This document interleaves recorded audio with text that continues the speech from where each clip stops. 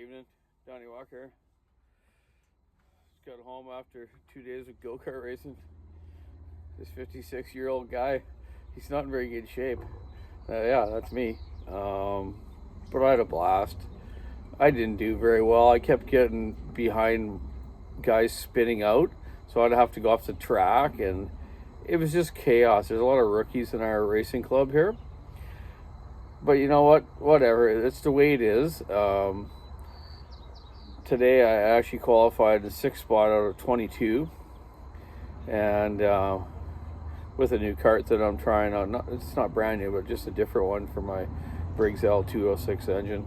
That's, not super powerful, but you need the right chassis for it. You don't want too stiff of a chassis. Stiffer chassis are made for more like 125 moto engines or 125 Italian kart engines that are like 50 to 60 horsepower, right? When you're dealing with like around a 10 horse Briggs racing engine, I think they're around that. I might be wrong, but anyone can correct me if they want. You need more of a flexible chassis, a smaller tubing chassis, like say 30 millimeter tubing of the chromoly through the frame, smaller axle like a 40 millimeter or 30 millimeter axle. But I'm using these ones that are 32 millimeter type tubing with 50 millimeter axles, made for the powerful two-stroke engines. But I make it work. I set up the front end properly, the seat positioning, which is very big time to get your weight transfer right, your front to back weight ratio, and your side to side, and your air pressure and just driving style, right? And I've been doing it for 45 years, so I can drive them pretty good, right, against these young guys and these kids. But yeah, so the first race today, third corner, guy spins out right in front of me, man. So I'm like, I thought it was going to be a grid race. I really wanted to race with some of these buddies of mine that I haven't for a while, and these friend of mine and his two sons here in town here. Unfortunately, it just didn't work out. Bruce Donaldson and his son Evan and Lane there, or Bruce and Lane, they're racing together as father and son, which is cool. So I really wanted to play with them. Like, I knew I was a little bit faster than them. I timed in a little bit better than them. But I just wanted to just race with them. I don't care about winning. I just wanted to be in that 6 to 8 position area where you're passing each other. What I'll do is sometimes I'll pass someone, and then I'll give them a half a track or a whole track again, or a lap I should say, and I'll slow down on the straightaway, and I kind of pretend like something's wrong with the kart, and I'll give them the pointer. I'll point over like this, here, pass me, and that to me is the signal to pass me. I never look back in racing. People that look back in racing go-karts or any type of racing, dirt bikes, and I've been around a lot of racing. Every time you look like this, you have a natural ability to turn the cart or turn the bike, and you've messed up your lap time, plus someone's going to take advantage of you that's right behind you that he doesn't know about. Like, I watch these guys, I'm right behind them, and I'll give them a little boop boop on the straightaway on the back end, just to give them a little awareness that I'm there, and it makes them nervous, because they're rookies. So the next corner they get all wide and sideways, and boop, I scoop in there and pass them, That's how I get around them. These couple of kids are like, holy crap, Donny, man, how do you do that? You just all of a sudden you're just there. And I'm like, oh, it's experience, man. I know when you guys are gonna make a mistake, and that's when I take advantage of it. Whatever, right? So anyways, so that race happened like that. I ended up almost last spot. I passed a couple other guys after I got going again, after going into the rhubarb. It peed me off. I said a few bad words there. Sorry, God. Anyways, I got going, finished the race, had to start at the back of the pack for the next one, and the weather changed. If you see my last video there of the track there, it got black there. The friggin' started to hail, rain. So I put my rain tires on, but oh goodness, my rain tires are over 10 years old.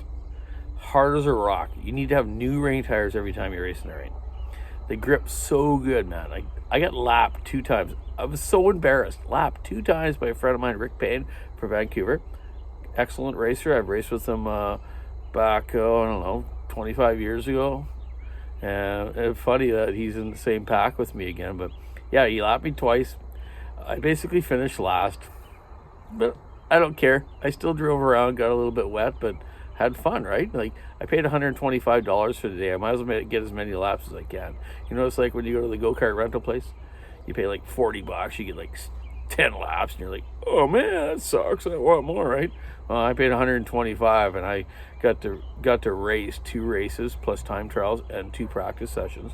So I got, let's see, I don't know, 60 laps in. I got that track figured out though. It's like such a cool track. I really wish I could get that GoPros thing happening, which I really am. I've told you about it before, but next couple nights I'm going to my friend Bruce's place, and his son Evan's going to help me out, and he's going to show me how to use it and whatnot. And also I'm saying that because I'm going out in the bush this week. Tomorrow I'm going to give that new Echo, the 7310 that you guys see me in the last video there with, to my father, a friend of mine.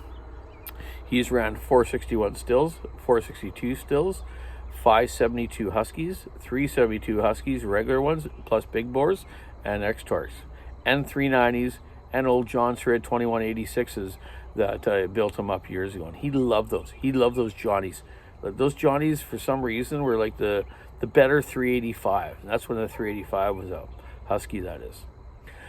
2186, just for some reason, their cover design and stuff like that, it didn't have the problems like the 385 did with the covers coming loose and, you know, stuff like that, or wearing, and they get all loose and the screws are tight, you know, stuff like that, little things like that. It's weird, you know. And the motors were exactly the same, but it was just the exterior part, the different starter, different top cover, different filter cover, handlebars were a little different shape.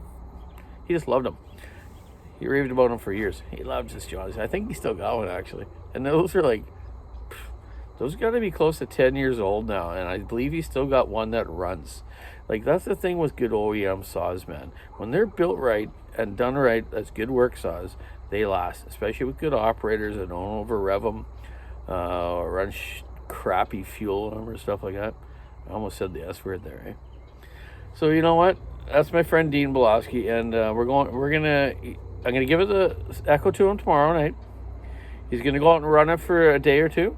And you really get the feel for it with the 3 alignment, oil to gas ratio, time of fuel, the vibration of it, the power of it. So you guys will see. But then by that time, on Thursday, when I do go out in the bush with him, I'm going to take a day off. Wow. Day off, eh? I don't get those very much. I'll be talking to Johnny about that tomorrow. But I really need to do this. It's going to be a good day. And we're going to have a nice talk about West Coast logging, his history of what he's done, and his family. I know a lot of his family. He's related to a bunch of my customers that I've known for years. My dad has known for years, and they're just old school good followers and loggers on the West Coast here on Vancouver Island. They've been in Bigwood, Smallwood, Hollywood, you name it. Tree topping, you know, every kind of type of logging stuff you would do here in this area. He has been in business for quite a few years now, and he's got some good time under his belt, just like his cousins and stuff that I know, and rest of my friends. So I think you guys are going to all enjoy it, but by Thursday I'm going to have that GoPro figured out, plus my phone here I'll have, and I'll do some videos.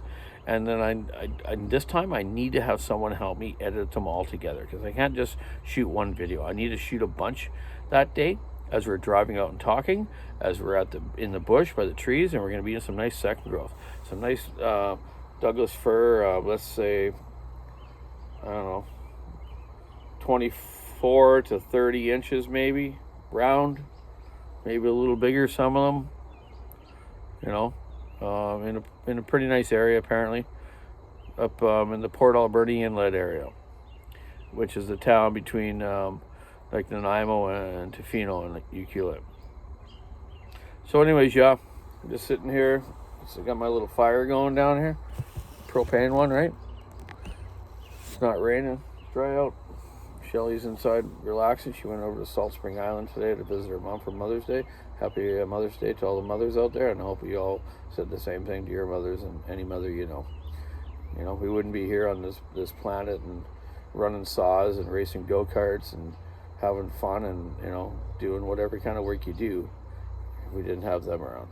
So give them a hug, send them flowers, card, or just call them. Okay? It's the right thing to do.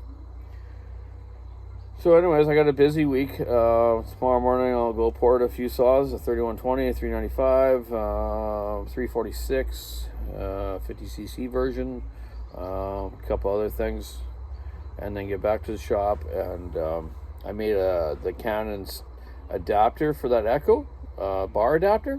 You've seen those bar adapters I put on over the studs that Canon makes for me, Canon Bar Works, out of Vancouver here in BC.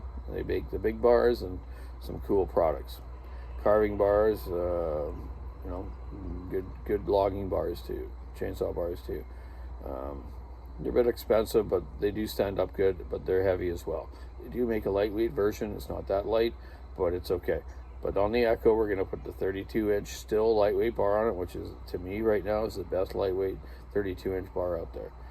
Might not stand up as good as a Sugihara or a Samara, or maybe the new Husky X-Torque, X-Cut or whatever they call it, X-Lite. But great bar. Tips don't go.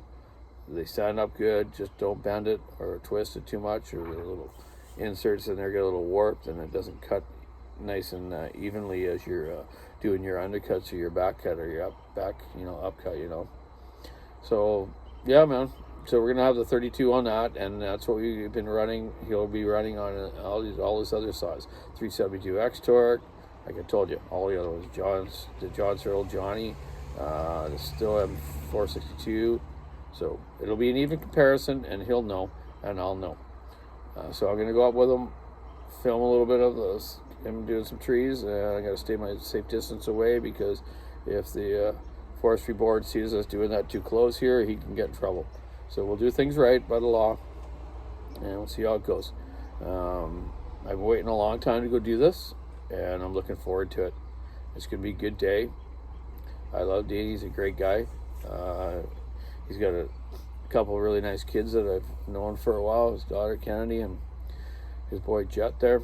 He's a good hockey player and lacrosse and stuff now, so and just a good child.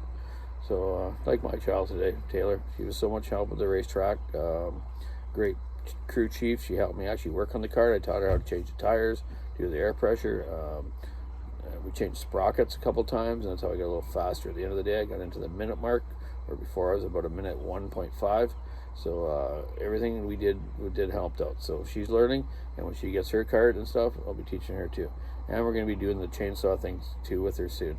I'm teaching her how to rebuild her 346, the Uncle Magnus Special I've been talking about. And then we'll be going out to run it when we go run some new racing saws and old racing saws and stuff. So anyways, I'm really tired. It's been 2 days of racing. Keep your saw on the wood, stick in the ice, forever on the road. Check out the walkersawshop.com online store, and have a great rest of May. I hope the weather gets better here. It's supposed to rain again all week, but man, it's time for some sun. So that I need to retire and move down to Central America or South America and just build saws there and ship them in out, or just work on little scooters there or something. Jet skis and stuff. Okay, have a great week. Love you all. Thanks for watching.